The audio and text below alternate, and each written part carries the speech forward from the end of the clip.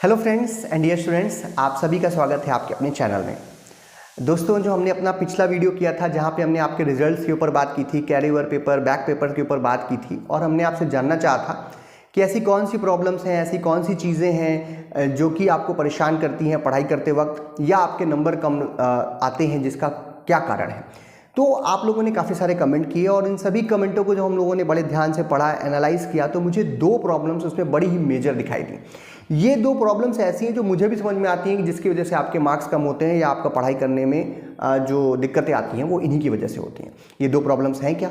ये पहली प्रॉब्लम जो है इसमें से वो है कि आपको लगता है, आप में से काफ़ी सारे लोगों ने कहा कि जब हम किसी चीज़ को पढ़ते हैं तो हमें उस समय तो पढ़ लिया हमने, समझ में भी आ गया हमें, लेकिन जब हम आगे चले गए कुछ दिन बाद या एग्जाम के दौरान हम भूल जाते हैं, यानी हम किसी पढ़ी हुई चीज़ को लंबे समय तक याद नहीं रख पाते। ये हमारी पहली प्रॉब्लम। दूसरी प्रॉब्लम जो हमें निकल करके आई वो ये है कि वो है कॉमन प्रॉब्लम है, दैट इज़ इंग्लिश की प्रॉब्लम, कि हम समझ तो लेते हैं, हमें समझ में भी आ गया, आपने हिंदी में पढ़ाया, हम समझ गए, लेकिन जब उसे लिखने जा रहे हैं, आंसर करने जा रहे हैं, हमें इंग्लिश में करना है और हम लिख नहीं पा रहे हैं, हम सेंटेंस का फॉर्मेशन नहीं कर पा रहे और कमज़ोर इंग्लिश की वजह से या इस प्रॉब्लम की वजह से हमारे मार्क्स कम हो जा रहे हैं।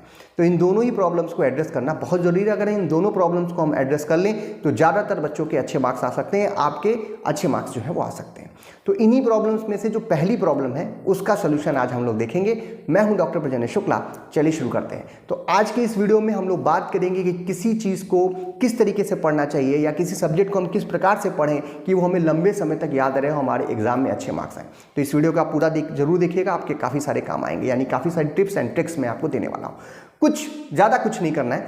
देखिए, हमारे आसपास अगर हम लोग थोड़ा एनालिसिस करें, क्योंकि मैं भी स्टूडेंट काफ़ी साल रहा और हॉस्टल में हम लोग रहते थे, उसके बाद हम लोग पढ़ा भी रहे हैं, काफ़ी सारे बच्चों के बीच भी रहते हैं और आप लोगों के साथ जुड़ने पर हमने काफ़ी कुछ सीखा। तो हमने देखा कि 3 तरीके के बच्चे होते हैं। अब आप भी अपने आसपास देखेंगे तो आपको 3 तरीके के स्टूडेंट्स दिखाई देंगे, चाहे वो तैयारी कर रहे हों, चाहे कोई कोर्स पढ़ रहे हो, चाहे हाई स्कूल इंटर में हो, कहीं पर भी आपको इसी तरीके के 3 बच्चे दिखाई देंगे। पहला, जो सुन करके चीज़ें याद रख लेते हैं, सुनते हैं, क्लास में बैठे हुए हैं, सुन रहे हैं, टीचर को सुन रहे हैं या कहीं पर टीवी चला रहे हैं, वहाँ पे कोई चीज़ सुन रहे हैं तो उसको, या यूट्यूब पे किसी को सुन रहे हैं और सुन करके चीज़ें याद हो जाती हैं उनको और वो उसको बहुत ही बढ़िया से ग्रैप्स कर लेते हैं। जैसे हम लोग संस्कृत पढ़ना था जब हम लोग को बचपन में, तो हम लोग सुन कर याद रखते थे, कोई श्लोक सुना रहा है या कोई ऐसी चीज़ कह रहा है, पठती पढ़ता पठन जैसी कोई चीज़ कह रहा है, तो वो हमको सुन कर याद हो जाती थी, ठीक है। या इंग्लिश में कोई पोयम है, हिंदी की कोई पोयम है, तो सुनने से हमको याद हो जाती थी। तो ये सुनने वाला, लेकिन ये सबको याद नहीं होती, कुछ लोग को लिख करके याद होती है। वो कोई भी चीज़ पढ़ने गए तो पहले वो लिखेंगे, कई बार लिखेंगे और लिख करके उसको याद करने की कोशिश करेंगे। और तीसरे टाइप के ये होते हैं जो कि आपको लगता है कि यार ये कौन से बंदे हैं, हमारे आसपास ही रहते हैं, जो ज़्यादा ना तो सुनते हैं किसी की, क्लास में भी बस बैठे रहते हैं, बोलते नहीं हैं, ज़्यादा लिखने की कोशिश भी नहीं करते हैं, लेकिन जब वो एग्ज़ाम देते हैं तो उनके मार्क्स अच्छे आते हैं। ये तीसरे टाइप के बंदे करते क्या हैं, और ये जो है हमें प्रेरणा के स्रोत हो सकते हैं और इनसे हमें सारी प्रॉब्लम का सोल्यूशन मिल सकता है, या इन तीनों को अगर हम एक साथ ले लें तो भी हमें प्रॉब्लम का सोल्यूशन हो सकता है, ठीक है। तो चलिए शुरू करते हैं। तो सबसे पहली जो चीज़ है वो है, जब भी हम कोई सब्जेक्ट या कोई सिलेबस पढ़ने जा रहे हैं तो सबसे पहला काम क्या करें कि उस सिलेबस को पहले ध्यान से देखें और उसको कई सारे पार्ट में हम तोड़ लें, ठीक है। घबराए नहीं कि सर इतना सारा पढ़ना है, इतने 5 यूनिट हैं, इतनी सारी चीज़ें हम कैसे याद रखेंगे। तो अगर आप वहाँ घबराए तो आप वहाँ पर फेल हुए। दूसरा, विषय को समझना पड़ेगा, विषय वस्तु को समझना पड़ेगा, टॉपिक को समझना पड़ेगा। मैं हमेशा कहता हूँ कि जब हम लोग खास करके केमिस्ट्री जैसा कोई सब्जेक्ट पढ़ रहे हो, स्टैटिस्टिक्स जैसा कोई सब्जेक्ट पढ़ रहे हो, फार्माकोलॉजी जैसा कोई सब्जेक्ट पढ़ रहे हो, तो हम सीधे टॉपिक पे नहीं जा सकते, हमें उसको स्टार्टिंग से देखना चाहिए कि कहाँ से ये शुरू हुआ है और उसके पीछे की जो भी टर्मिनोलॉजीज हैं, जो भी उसके बेस हैं, अगर वो तैयार होगा तो वो टॉपिक अपने आप चला जाएगा। जैसे अब एग्जाम्पल ले लेते हैं, कई सारे बच्चे बोलते हैं कि सर स्टीरियो केमिस्ट्री समझ में नहीं आती। आप देखिएगा चैनल पर हम लोगों ने स्टीरियो केमिस्ट्री बड़े ही अच्छे से पढ़ाई है, लेकिन कई सारे बच्चे बोले कि स्टीरियो केमिस्ट्री समझ में नहीं आती।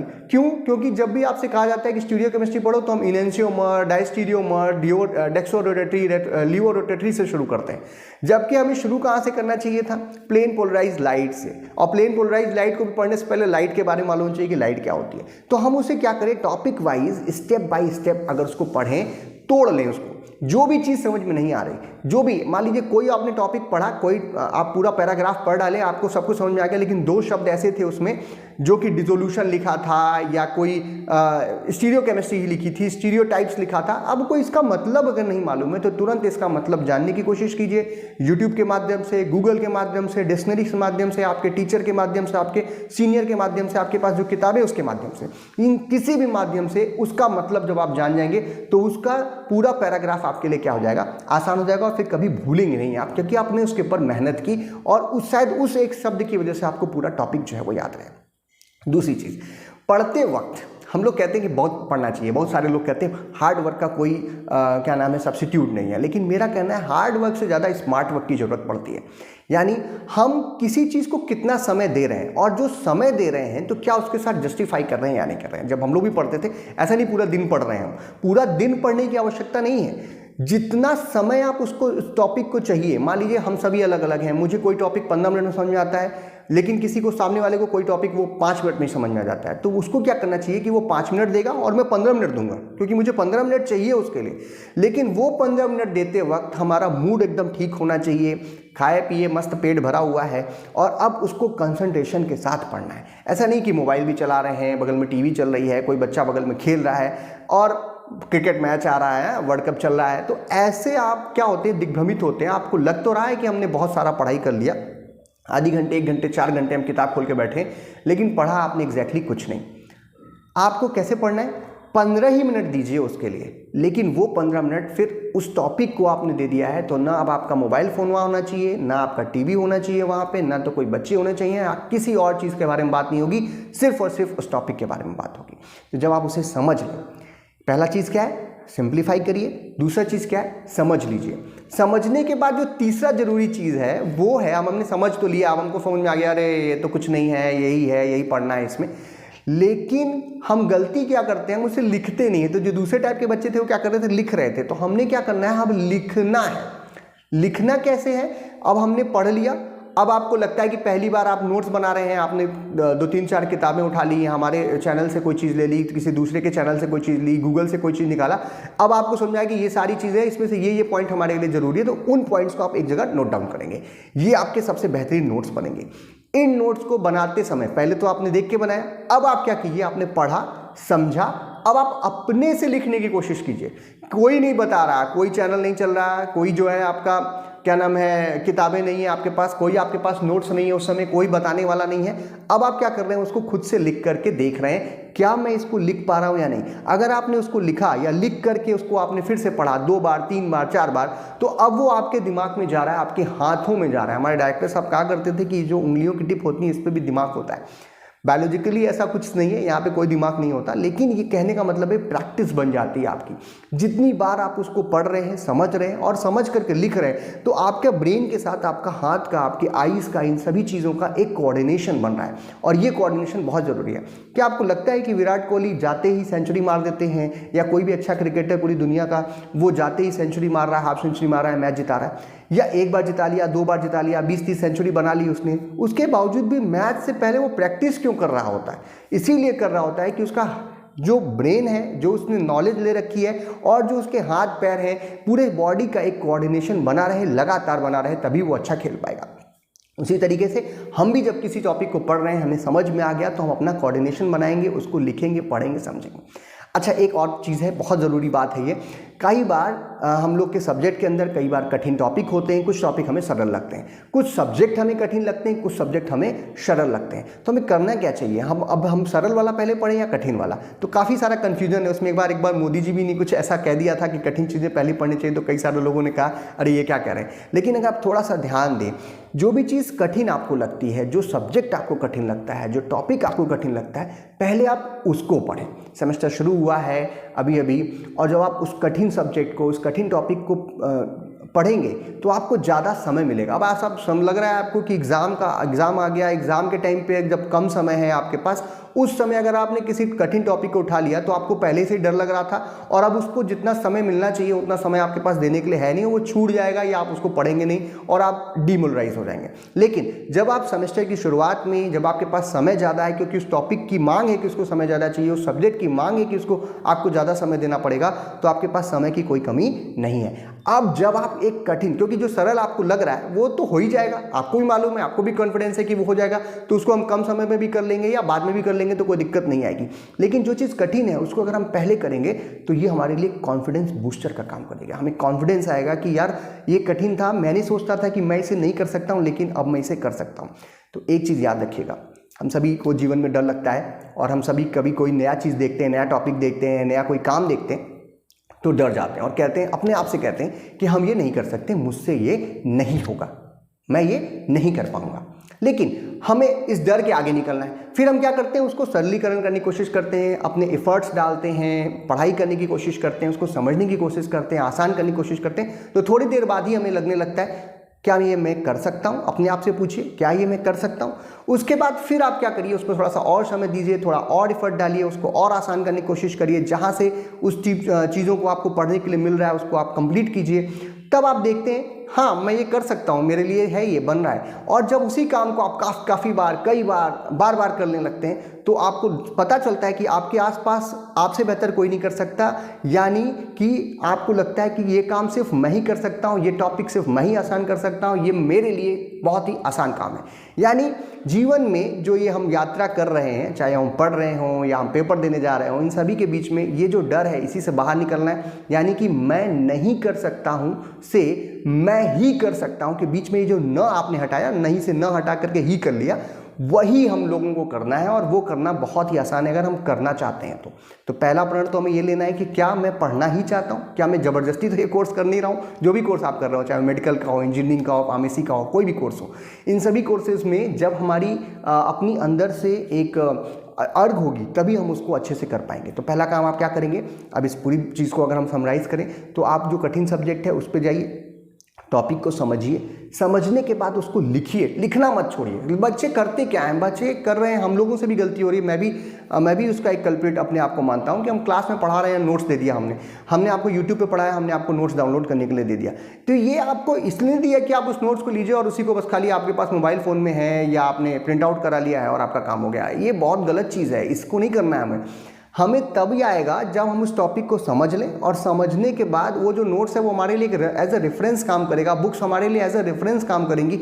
अब हमको क्या करना है, अपने नोट्स खुद बनाएंगे। तो जब हमें पढ़ेंगे, उसको समझेंगे, समझने के बाद पूरी तरीके से समझने के बाद अपनी लैंग्वेज में पॉइंट वाइज पॉइंट उसको क्या करेंगे, नोट डाउन करेंगे और फिर उसी को रिवीजन, जो नेक्स्ट चीज़ है, वो जो नेक्स्ट बहुत इंपॉर्टेंट बात है वो है आपका रिवीजन। यानी कि जो भी आपने पढ़ा है, अब भूल क्यों रहे हैं आप, क्योंकि आप रिवाइज नहीं कर रहे हैं। तो जब आपने एक बार पढ़ लिया, आपका जो, जैसे मान लीजिए आप 15 मिनट आज पढ़े तो कल आप जो है क्या करिए, 20 मिनट पढ़िए, 15 मिनट नया टॉपिक पढ़िएगा और 5 मिनट जो पिछला टॉपिक था उसको एक बार रिवाइज कर लीजिएगा। जब आप एक जगह नोट करते जाएंगे तो आपका नोट्स तो बन रहा है और वो स्टेप बाय स्टेप भी नोट्स तैयार हो रहा है। तो हम क्या करेंगे कि रोज एक बार उस पर एक सरसरी सी निगाह डाल लेंगे। कोई चीज़ अगर भूल रही होगी तो वहीं पर आपको दिख जाएगी कि आप ये चीज़ आप क्या कर रहे हैं, भूल रहे हैं। तो रिविज़न करना बहुत ज़रूरी है। इसके बाद जो एक बहुत इंपॉर्टेंट चीज़ है, जो मैं अपने बच्चों से भी कहता हूँ, सुनते नहीं है वो, आपसे भी कह रहा हूँ, आपके भी टीचरों ने आपसे कहा होगा, आपने सुना नहीं होगा।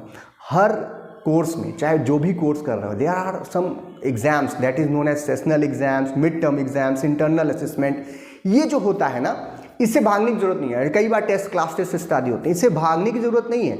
अगर आपने देखा कि टेस्ट है, उसमें 1 यूनिट आ रही है, 5-6 टॉपिक आ रहे हैं, तो आप ये मौका है कि हम 5-6 टॉपिक जो हम पहले पढ़ चुके हैं उसको हम एक बार फिर से अच्छे से रिवीजन कर लें। रिवीजन अगर आपको लग रहा है कि जब तक सर मैच नहीं होगा तो मैं सेंचुरी कैसे मारूंगा, तो मैं क्यों रिवीजन करूं, मेरे को समझ में आ गया तो मैं रिवीजन क्यों करूंगा, तो उसका एक आपको कह सकते हैं कि कैटलिस्ट के रूप में काम करते हैं ये क्लास टेस्ट, इंटरनल असेसमेंट, आपके सेशनल एग्जाम्स। आपको करना क्या है, इन एग्जाम्स को, इन टेस्ट को सीरियसली लेना है। जैसे आपके सेमेस्टर एग्जाम हो, बिल्कुल उतना सीरियस आप इसको ले लीजिए। आप क्या करेंगे, आपने पहले से पढ़ा था, अब आप एक बार रिवीजन करेंगे, उसको ध्यान से देंगे और इन एग्जाम को अगर आप या इन टेस्ट को अगर आप सीरियसली देंगे तो आपकी अपने आप देखेंगे 2-3 यूनिट, 4 यूनिट, 5 यूनिट अपने आप तैयार हो जाएगी। क्योंकि ये पार्ट वाइज एग्जाम्स होते हैं, इसमें पूरा सिलेबस नहीं आता, थोड़ा थोड़ा तोड़ तोड़ के आता है। तो ये एक चीज़ आपके लिए काफ़ी काम आएगी। नेक्स्ट, अपना टेस्ट आप खुद भी लेते रहिए। बीच में जैसे आपने 1 महीने पढ़ाई कर ली, कोई सब्जेक्ट उठाया, उसका एक पेपर आपने खुद ही बनाया कि यार ये प्रश्न आते हैं, पहले इंपॉर्टेंट है, हम लोग पहले इसको पढ़ चुके हैं, इसके टॉपिक को समझ चुके हैं, आइए अपना टेस्ट लेके देखते हैं कि क्या मुझे आता है कि नहीं आता। तो एक तो आप अपना असेसमेंट करिए और फिर दूसरों को असेसमेंट करने दीजिए, जो आपके टीचर्स हैं उनको असेसमेंट करने दीजिए, जो भी क्लास टेस्ट के माध्यम से या सेशनल एग्जाम्स के माध्यम से आपको ले रहे हैं। तो इस तरीके से आप करें, यानी कि पहला क्या, सिलेबस को आसान करें, मतलब सभी कुछ पढ़ना है लेकिन कितना समय देना है वो उसके हिसाब से आप पार्ट वाइज उसको तोड़ लें। टॉपिक्स को भी आप तुरंत उठा करके रटना ना शुरू कर दें, उनको समझें, समझ करके लिखें और कई अपने हिसाब से लिखें। काफ़ी जगहों से चीज़ें उठाएं लेकिन लिखें अपने हिसाब से, किसी दूसरे का नोट्स ना पढ़ें, मेरा भी नोट्स ना पढ़ें। मेरा नोट्स मेरे लिए अच्छा है, आपके लिए अच्छा नहीं हो सकता, क्योंकि वो मेरी समझ से लिखा हुआ है, आपकी समझ से लिखा हुआ नहीं है। ठीक है, किसी का भी नोट्स, किसी का कोई एक किताब उठा करके केवल उसी के भरोसे पर मत रहिए, उसको समझिए, समझ करके अपना नोट्स खुद बनाइए। फिर क्या करना है, रिवीजन करना है। जो इंटरनल टेस्ट, इंटरनल असेसमेंट्स हैं उनको आपको सीरियसली लेना है। कठिन विषयों की तैयारी या कठिन टॉपिक्स की तैयारी आपको पहले करनी है। आसान को आपको कम समय देना है तो वो आसान से हो जाता है। कठिन सब्जेक्ट पढ़ने से आपको कॉन्फिडेंस आता है। ये सारा कुछ जब आप करते हैं बार बार लगातार, ये आसान नहीं है, कहने में बहुत आसान था मेरे लिए, आप कहेंगे अरे सर आप तो कह रहे हैं बहुत आसान होगा आपके, मैंने ये किया हुआ है, हम लोग खुद भी करते थे। बहुत ज़्यादा पढ़ाई करने की जरूरत नहीं है अगर आप इसको करें। बहुत सारे लोग कहते हैं हार्ड वर्क जरूरी, हार्ड वर्क से ज़्यादा स्मार्ट वर्क जरूरी है कि आप कितना उसमें समय देना चाहिए, तो क्या आपने उतना एफर्ट डाला या नहीं डाला। और अगर आपने आप कह सकते हैं जस्टिफाई किया उसको, अपने एफर्ट को, या जितना उसको चाहिए उतना ही उस एफर्ट आपने किया, तो आप ज़रूर सक्सीड होंगे, कोई आदमी आपको फेल नहीं कर सकता। एक और जरूरी चीज़ है इन सब चीज़ों के साथ साथ, अगर आप स्टूडेंट हैं, अगर आप पढ़ाई कर रहे हैं, घर से बाहर हैं, तो अपने खान पान का भी ध्यान रखें। देखिए दूध, जो कुछ नट्स हैं जैसे कि अखरोट हो गया, अगर किसी को लगता है कि महंगा है तो कुछ जब वो सस्ता रहता है उस समय आप ले सकते हैं, उस समय खा सकते हैं जो चीज़ सस्ती है। कुछ बादाम हो गए, कुछ 2-4 बादाम हो गए, किशमिश हो गई, ऐसी चीज़ें, या जो सीजनल कुछ नहीं। अगर लगता है कि नट्स महंगे मिल रहे हैं, अरे आप सर कहाँ कह रहे हैं काजू बादाम खाएं, आप भी खाते हैं कि नहीं खाते हैं, हमें बोल रहे हैं, तो ठीक है उसको हटा दीजिए, लेकिन दूध जो है अपने भोजन में शामिल कीजिए। जो सीजनल सब्जियां हैं, सीजनल फल, अब ये नहीं कि अब एक सीजन में सेब 300 रुपए किलो मिल रहा है तो वो खाना है, नहीं, जब 60 रुपए किलो मिल रहा हो तब उसको खाइए। अमरूद मिल रहा हो तो अमरूद खाइए, जिस समय जो फल मिल रहा है वो फल उस समय खाइए। जो सब्जियां हैं जिस सीजन में आ रही है वो खाइए। खास करके जो हमारी बच्चियां हैं वो बड़ी मीन मेक करती हैं कि हम दाल नहीं खाएंगे, हम ये सब्जी नहीं खाएंगे, पालक नहीं खाएंगे, ये मत करिए, उसको खाइए। उससे क्या होता है कि आपका शरीर जो है उसको पौष्टिक तत्व मिलते हैं, ब्रेन जो है आपका उसको अच्छी ब्लड सप्लाई मिलती है, उसको जो न्यूट्रिएंट्स चाहिए वो न्यूट्रिएंट्स मिलते हैं। आप सभी HAP पढ़ते हैं, आप में से काफ़ी सारे लोग फार्मेसी मेडिकल की पढ़ाई कर रहे हैं, माइक्रोबायोलॉजी की पढ़ाई कर रहे हैं, नर्सिंग की पढ़ाई कर रहे हैं, जो हमारे चैनल पर जुड़े हुए हैं। आप सभी को मालूम है कि हमारे ब्रेन को कितना कुछ चाहिए, तो उससे भी आपकी जो स्मरण शक्ति है वो बढ़ती है और आप जो चीज़ पढ़ते हैं वो आपको याद रहता है। तो मैं आशा करता हूँ कि इन चीज़ों को बस अगर हम सिर्फ, ये थोड़ा बड़ा बहुत बड़ी बात नहीं, बहुत सारे लोगों ने बहुत कहा, मैं ये नहीं कहूँगा सुबह उठ करके पढ़ो और दिन में 10 बार पढ़ो, ये नहीं कह रहे हैं। जब पढ़िए तो जितना समय आप दे रहे हैं उसको एकदम जस्टिफाई करिए कि हाँ मैं इसको पढ़ रहा हूँ। टॉपिक बाय टॉपिक पढ़िए, किसी चीज़ से डरिए मत, स्टेप बाय स्टेप। 100 किलोमीटर हमें जाना है तो हम ये सोचें कि 100 किलोमीटर हम कैसे जाएंगे, तो हम कभी नहीं पहुंच पाएंगे। लेकिन अगर हम रोज़ उसमें 2 किलोमीटर, 2.5 किलोमीटर, 5 किलोमीटर चलते रहेंगे तो हम एक दिन 100 किलोमीटर जरूर पहुंच जाएंगे। यानी कि रोज़ थोड़ा थोड़ा करना है, डरना नहीं है कि इतना बड़ा पहाड़ है हम कैसे चढ़ेंगे। जब आप थोड़ा थोड़ा करते रहेंगे और उसको आसान करेंगे, उसमें मेहनत करेंगे, तो आगे की रास्ता अपने आप आसान हो जाता है और आपको आदत भी पड़ जाती है और फिर प्रॉब्लम सॉल्व हो जाती है। तो अगर आपको लगता है कि पढ़ाई करने में मन नहीं लग रहा तो 7 दिन करके देखिए, 8वें दिन से थोड़ी आदत लग जाएगी। 21 दिन आप कर लेंगे, 21 दिन का रूल होता है, सभी को मालूम है। तो 22वें दिन आपको फिर किसी को कहने की आवश्यकता नहीं पड़ेगी। मेरे कहने से, आपके माता पिता के कहने से, आपके टीचरों के कहने से आपके ऊपर असर नहीं होना चाहिए। आपको खुद सोचना होगा क्या मेरे लिए सही है, क्या मेरे लिए गलत। फिर भी अगर आपके कोई प्रश्न हो इससे रिलेटेड, जो भी हम लोगों ने बात की, या आपको कुछ अच्छा या बुरा लगा हो, तो आप कमेंट बॉक्स में लिख सकते हैं। नेक्स्ट वीडियो में हम लोग जो इंग्लिश की प्रॉब्लम है उसको स्टेप बाय स्टेप समझने की कोशिश करेंगे कि उसका सोल्यूशन कैसे करें। अगर ये वीडियो आपके लिए लाभदायक लगा, आपको लगता है कि मेरे लिए काम का है, तो उसको आप करिएगा। ये नहीं कि शेयर करिएगा, शेयर करने के लिए नहीं बोल रहा हूँ, ये कह रहा हूँ कि जो बातें मैंने बताई उसको आप करके देखिएगा और 1 महीने तक आप इसको करिए। और अगर आपको आपके अगले टेस्ट में, आपके सेशनल एग्जाम में या आपके अगले सेमेस्टर एग्जाम में इस वीडियो से आपको फ़ायदा पहुँचता है, तब आप ये दूसरों को शेयर कीजिएगा, इसको लाइक कीजिएगा और चैनल को सब्सक्राइब कीजिएगा। आप सभी को वीडियो देखने के लिए बहुत बहुत धन्यवाद और ढेर सारी शुभकामनाएं आपके आने वाले समय के लिए। धन्यवाद।